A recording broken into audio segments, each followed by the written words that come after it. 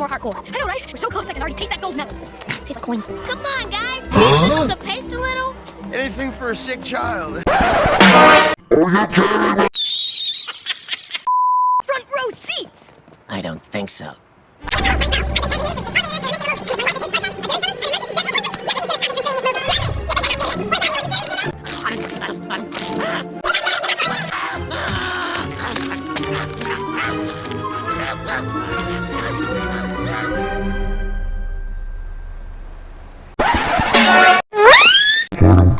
Well, we're at the front of the line.